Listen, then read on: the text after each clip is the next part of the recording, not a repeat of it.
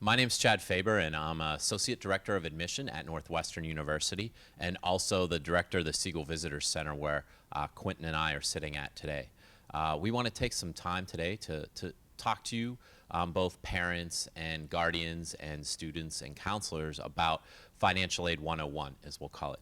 And we want to try and break through some of the vocabulary and jargon that can be a barrier to understanding it, and talk families and students through a little bit about what it is like to pay for and finance an education for college. So a little bit of background. As I said before, I'm an Associate Director of Admission here at Northwestern University.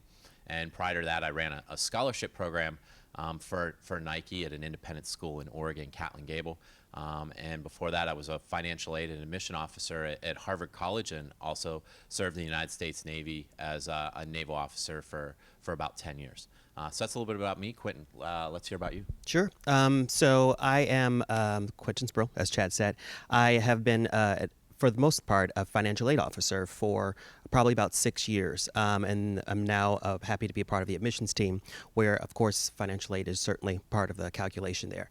I'm also an alum of Northwestern, so we're sitting here today, and we're proud to continue to educate everyone who's watching, not just about Northwestern and its specifics of financial aid, but how you can navigate the financial aid process at large, no matter where you're going.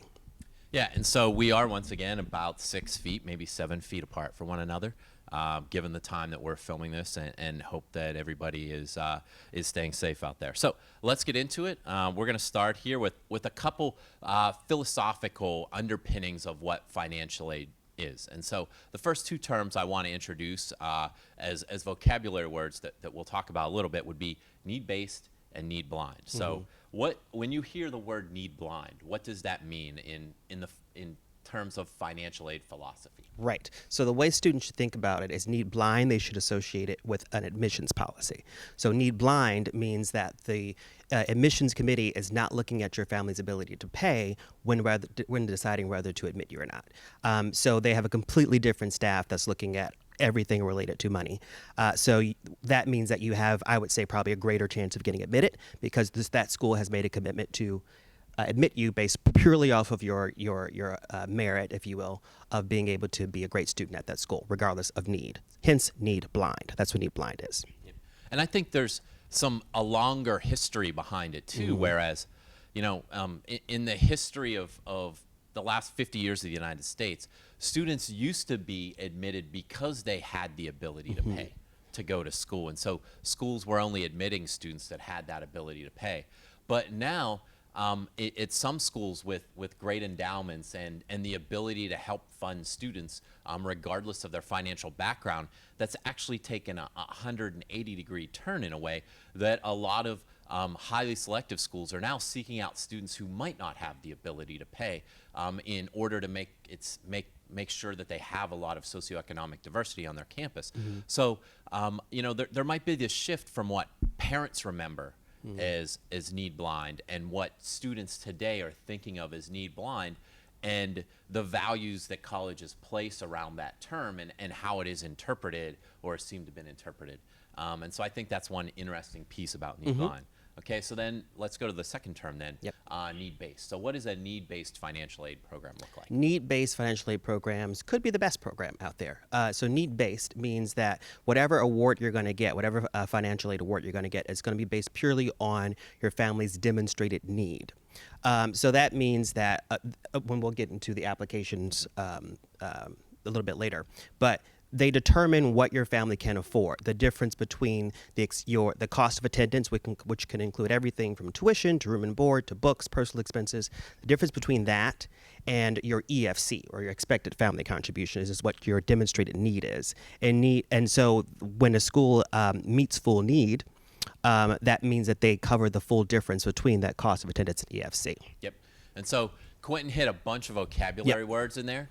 We're kind of putting the cart in front of the horse here. We'll back it up for a second, because one of the difficulties around financial aid, I think, for families coming to this process the first time is the barriers to entry, which is some of this jargon and some of these vocabulary words that we throw around. And so what we're going to do right now is break down the three biggest vocabulary words that are associated with financial aid. And so the first vocabulary word I want to hit is FAFSA.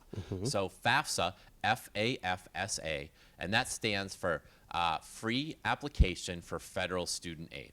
And so the FAFSA it's a product put out by the Department of Education.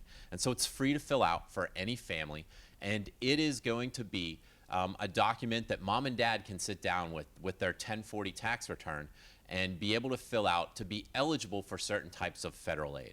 Now, public schools generally use the FAFSA, okay?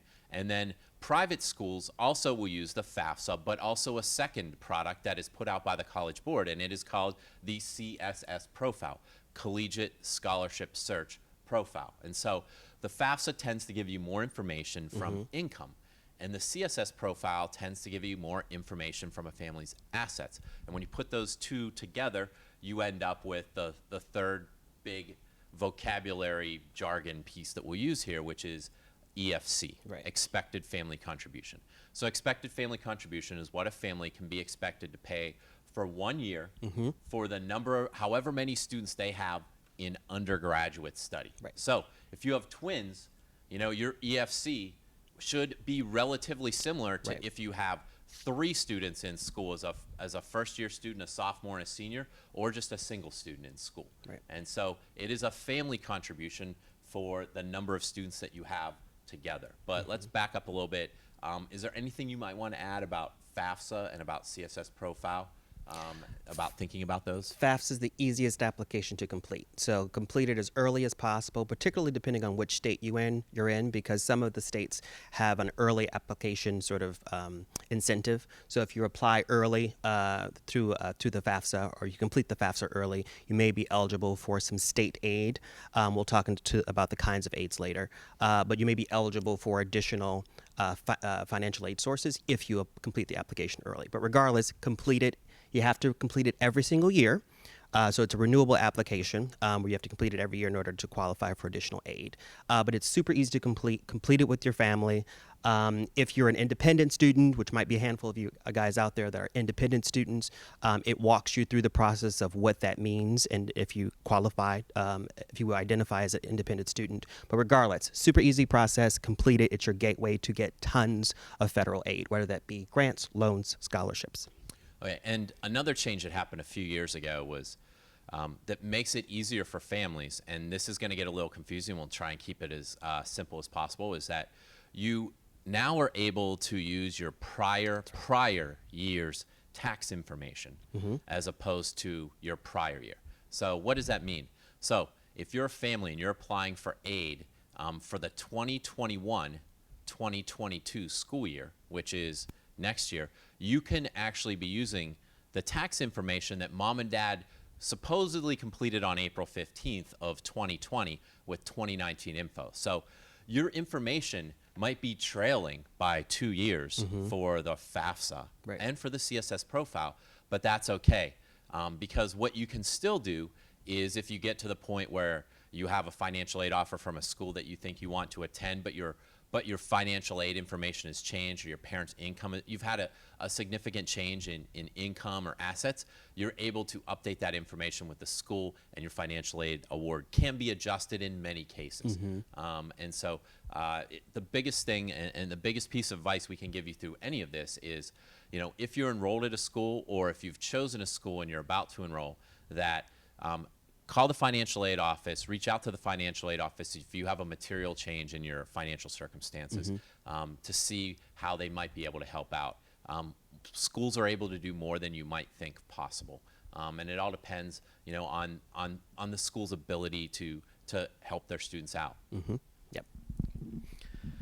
Okay, CSS Profile, I know we hit in there. And then, you know, a lot of families in the United States come from families that mom and dad may be divorced, mom and mom may be divorced. We don't know what the situation is. And so when families come from you know, mixed backgrounds of parents and the thing and the like, they can complete something called an NCP profile. And so NCP stands for non-custodial parent. So even if you only live with one parent, the other parent, in many situations, they're going to ask for their financial information. Some schools take it into account, some schools don't, Right. and it's hard to make blanket assertions about which schools are going to ask which family members to contribute to your education. So any more advice about NCP profile? Don't be scared of it. I think that's the advice for parents and students out there. Don't be scared of completing the NCP. You might have tons of information from the non-custodial parent. You may not. The point is that many institutions, they have to gather that information in order to consider you for additional scholarship or any aid. So complete it to the best of your ability. If you have any questions, as Chad alluded to earlier, definitely contact that particular school's financial aid office. They really aren't trying to make it difficult for you. They're just trying to ensure that they have all the pieces of the puzzle to provide you the best financial aid package possible. Okay. Yep. So let's talk about the types of aid now. And we can break this down into two basic types of aid. There's need-based aid, and there are several types of that we're going to hit, and then merit-based aid. So let's start with need-based aid. And we have scholarships, grants, work, study, and loans. And then loans can be even broken down further. So is there a difference between a scholarship and a grant? No. It's free money. Yeah. So no, Yeah. It's called different things. Grants typically are coming from a governmental source. So it's a state or a city or federal grant. But scholarships, they could be used within those federal government sources as well. But the key thing to remember, whenever you see scholarship or grant, it's free money. You do not have to pay it back. No. That in any of these senses. So you hear the word scholarship or grant, you don't have to pay it back. So then the next part of a student's financial aid package, work study. So how does work study kind of operate on a lot of campuses? A lot of folks get confused about work study. The good thing to know about work study is that that is money that you earn, or at least money that you have the potential to earn. So you might see a work study award in your financial aid award letter, and that just simply means you're not going to be getting a check for, let's say, $2,300 for the academic year. What it means is that you are then able to work on campus at an on-campus organization and get paid up to $2,300 over the course of that of that academic year.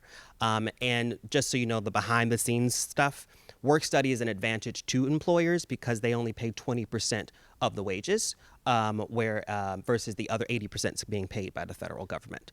So it's a great way to earn money, to learn something. I was a work study student in the financial aid office when I was a student at the university. So it's a great way to just get extra income to pay whatever expenses you need to pay. And that could be whatever. It could be your personal expenses. You want to go buy pizza. You want to help cover your books or your tuition, whatever you want to.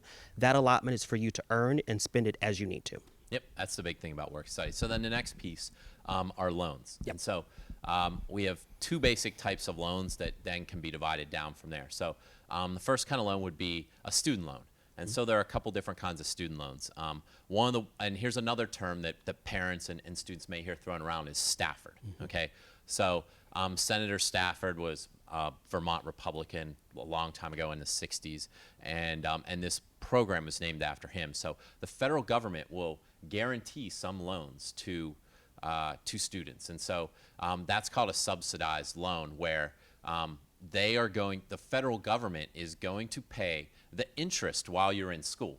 So if you take out a loan for $3,500 for a year, while you're still in school and enrolled, you take that loan out first year. As a sophomore, it's still $3,500. As a junior, it's $3,500. As a senior, it's $3,500. And for 6 months after you graduate, it's still $3,500 before you start accruing interest. Right. Okay. So a $3,500 loan is actually a $3,500 loan. But if it's an unsubsidized loan, and there are plenty of student loans that are unsubsidized, that means that it's $3,500 when you take it out, and then it accrues at a rate of interest as a first-year student, and then more interest accrues as a second-year student. And so a $3,500 loan might be several $100s more by the time you graduate. Correct. And so you have to be aware of what type of loan you have. A subsidized or an unsubsidized are the biggest differences between loans. So that's a student loan. The most popular subsidized loan that's federally guaranteed is Stafford. And then there are parent loans as well. So we have, there are subsidized and unsubsidized. PLUS loan is one of them. Any other big differences that you can think of between student loans and parent loans? The big difference is, as implied by the name, the student loan is in your name, the student, and it's your responsibility to pay. by the time you enter repayment, which is likely 6 months after graduation. And then a parent loan is a loan that's taken out in the name of a parent on behalf of the students, and it's the parent's responsibility to pay after the student graduates or during, whichever is your choice. Go ahead. A couple other things too I want to think about is interest rates. Yeah. So student loan interest rates are always going to be lower than parent loan interest rates. So families can strategize a little bit around that. Rather than taking out a plus loan that might be 6 or 7% interest or even more depending on a parent's credit history, maybe you want to maximize using, debt as a means with the student signing for it, even if the parents might help pay it back to get a better interest rate. In this pandemic as well, with the Fed setting interest rates so low, interest rates for student loans are always tied to some type of Federal Reserve language and rate. And so the longer we see this like recession take place in the country, the lower loan rates will stay. And so for some families, financing might be a better option now than trying to liquidate certain mutual funds or stocks or an investment that you may have in order to fund the current cost of education. And so it does help to maybe sit down with a certified financial planner or somebody to think about the best way to pay for education, because we haven't said this before, but in the last 30, 40 years, you have the rate of inflation, and the two things that have risen greater than the rate of inflation that Americans have to pay for is healthcare is the greatest in terms of how quickly it's risen relative to the rate of inflation, and then higher education is the second thing. And if you think that some of these highly priced schools start out at $75,000 or $80,000 a year cost of attendance, next to buying a house, it's the most expensive cost that an American family can have. And so how are you going to pay for that, and what does it look like? And so one thing, let's take a little break here before we get into to some merit aid, and just talk a little bit about the sticker price of a college. There's not really a great place to stick this in, but we'll stick it in here before the end. And so tell me a little bit about why a public school that costs $30,000 a year for a middle-class family might cost more than a private school that costs $75,000 a year for a middle-class family. Absolutely. The short answer is it depends on how much what additional sources of aid the school can offer. I want to touch on your segue briefly of loans. So the reason we're doing this is because we want to inform all the students out there and the parents. As it relates to loans, I say this with an asterisk, but don't be afraid of them. The point is to educate yourself. There are different kinds of loans that carry different repayment terms, different interest rates, student borrower versus parent borrower. Point is to educate yourself to choose the best option for you and your family. That being said, do the same through the college search process and understanding their financial aid policies. So it varies depending on the school. So just because, let's say, a school has a lower overall cost, let's $30,000 at a public school versus the $50,000 at a private school, it's important to look at a number of things that we're just talking about. Look at your EFC, what you're expected to pay every single year, what proportion of your award is scholarships versus loans, because then eventually you'll have to determine what are you actually paying out of pocket every single year. It's likely, it could be the case that at a public school, they may have less scholarship or grant monies to award. So therefore, you might have an award package that has more loans in it, which means that you'll have to pay back more. Whereas at a different school that has a higher scholarship policy or bucket, I'm losing my words right now, then that means that you would actually be paying back less over that 4 years. It could be zero or it just could be less. So it's important to look at the distinction between what is your financial aid award looking like, and don't allow the sticker price, so the dollar sign in front of the cost of attendance to scare you away, because the aid is actually really what matters. Yep.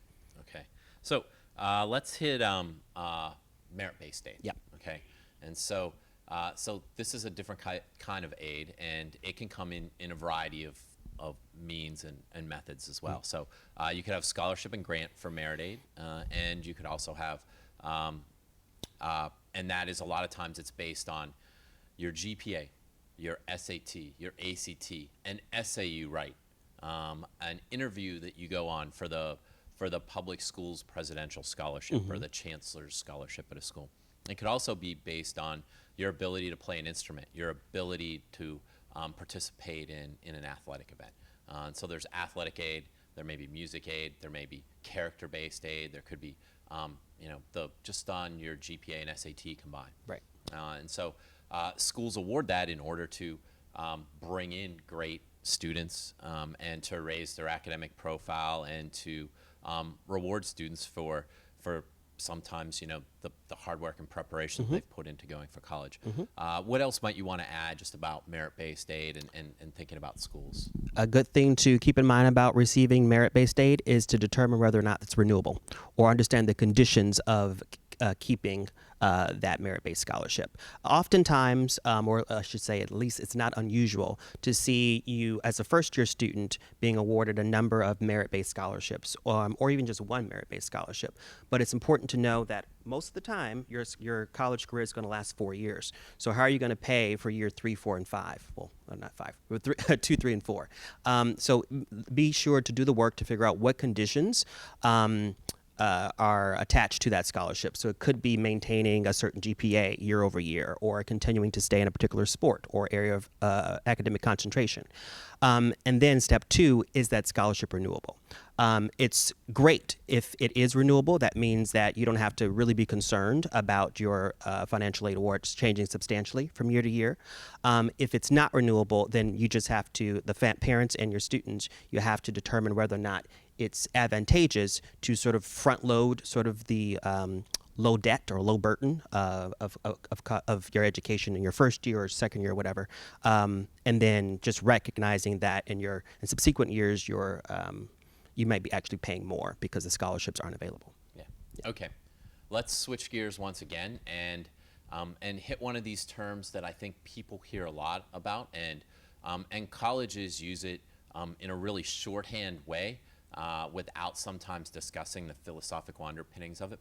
Pell. Okay. So what does Pell mean? And let's talk a little bit about Pell. So Pell, once again, just like we had mentioned, Stafford is a federal loan program named after a senator. The same thing with Pell. So it's a federal grant program named after a senator, and it's reauthorized through the Higher Education Act every several years. But what Pell has come to mean a lot of times is when it was first authorized, the history of it is it was going to be the primary basis for a lot of low-income students to attend school. Okay?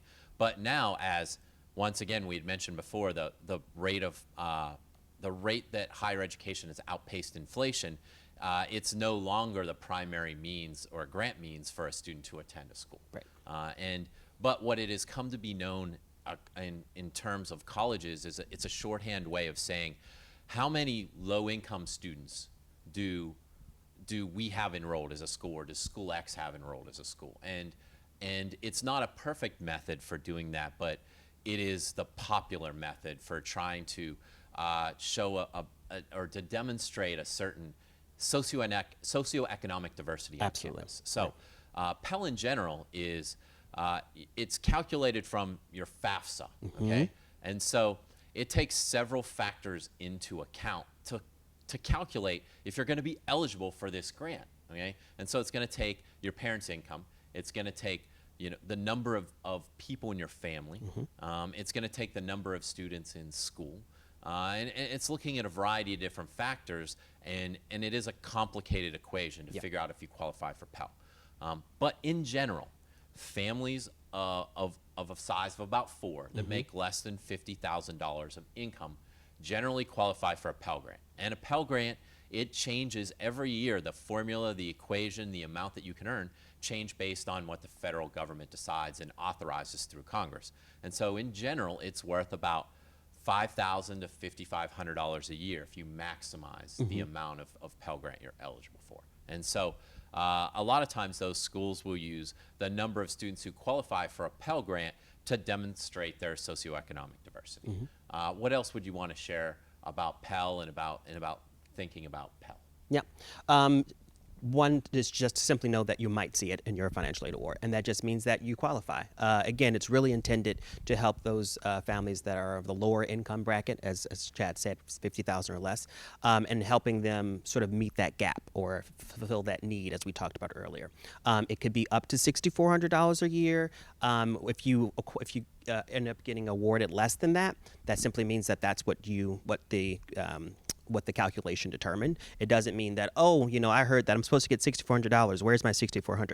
That's not how it works. It's a calculation, and it's free money. So remember, Pell Grant, and you could get it every single year. Yep. And so, there was before Pell, it was hard to, and even in the last 10 or 15 years, schools are very worried about what they look like socioeconomically in terms of diversity, or how to measure it, and how to see if a school is enrolling, a diverse class. And this is one of those methods that schools will use to do that. So let's get to, I think, the last piece that we want to talk about here, and it's another shorthand term, net price calculator. Okay. Yeah. And so, net price calculator was required by the Department of Education in the last 10 years or so, that every school in the United States have a method on the homepage of their financial aid office website in order to calculate how much is going to be asked of a student and their family to contribute to school each year. And so net price calculators in general should be quite easy to use. Some schools will use a calculator. It's only a few questions. Northwestern's in particular, we should, if you have your parents' tax forms, it should take you less than 10 minutes. And what is the result of using a net price calculator, and why should families use this on each school that they're considering? The federal government has been very intentional over the last decade or so of ensuring that not only that the calculator is available, but that it's useful. So we, for instance, at Northwestern, we've been very intentional of working with our financial aid committee and sort of and programming, if you will, the calculator, so that depending on what information you put in, you're able to get, and should be the case for any calculator that you use, you should be able to get a fairly accurate estimate of what your contribution or what your aid may look like year over year at that particular school. It's important that it's only as accurate as the information that you put in. So yeah, absolutely work with your parents and get them to use the information from their tax returns or their tax filings.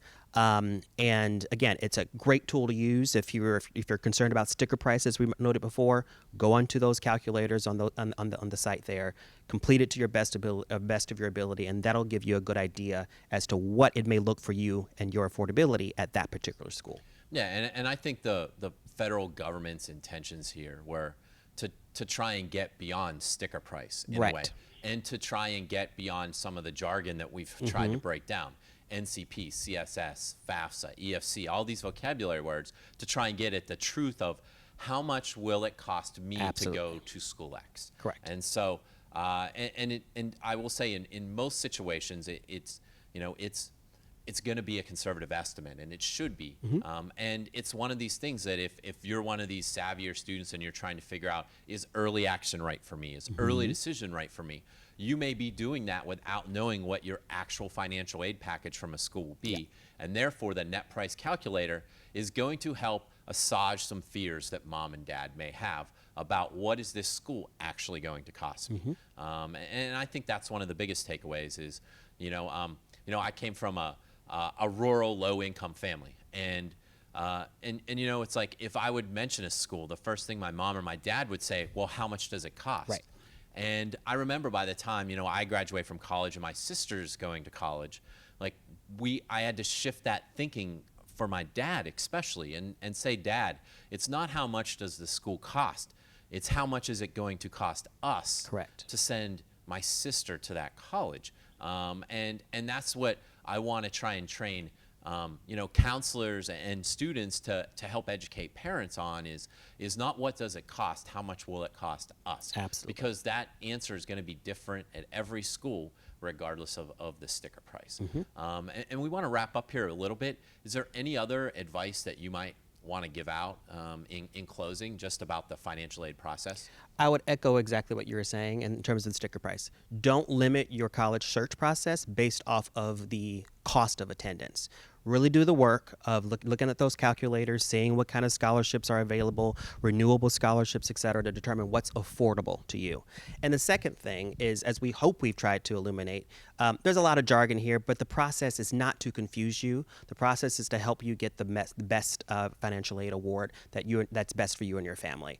So there's tons of aid out there. Don't get confused by, oh, am I going to get loans or scholarships, or is it need-based? The key thing to note is that there's tons of aid out there for you, and it varies from school to school. And do the work of using that calculator, asking the questions from the financial aid committee to determine what is best for in terms of affordability and what it costs you and your family. Mm-hmm. Yeah, and so once again, it's just like the backbone and the structure of, I think, the 4 pieces about how you finance a college education will be the parent contribution, Yep. scholarships or grant, which can be either need-based or merit-based, okay, loans, and work study. Those are kind of the 4 basic pieces that help you fill, that to come up with that, the cost of attendance are those 4 ways. And I know, coming from a low-income family, I was afraid of debt. Yeah. And I think a lot of families who come, who are in low-income situations are afraid of taking on debt. And I understand that about, are we going to be able to pay this back? And you do want to be very responsible and think about how much debt you're taking on as a student. But the difference between what a student with a high school diploma on average earns over a career versus somebody with a bachelor's degree is more than $1 million. Okay, and if you're going to take on $3,000 or $4,000 a year of debt in order to complete that bachelor degree, that might be worth $1 million more on average in America in income over a 30, 40, 50-year period, it's probably worth it, okay? And given where we are now, interest rates are absolutely historically low, but try and educate yourself about what are the best and best loan rates and take anything subsidized before unsubsidized. Absolutely. Maybe, take a student loan as opposed to a parent loan if you're able to do that and you feel comfortable doing that. But there are a lot of different schools out there, public and private, and they all have different amounts of endowment and different ways to finance college educations. And so there is no one formula to do this, and that's what you have to do is try and educate yourself as much and ask lots of questions of the financial aid office that you end up working with as a student wherever you enroll. Right. And so, yeah. I want to wrap it up here, I think, and I just want to say, Quinton, thank you for helping me out a little bit with this, and hopefully moms and dads and students and counselors will find this useful. So, thank you. Thanks.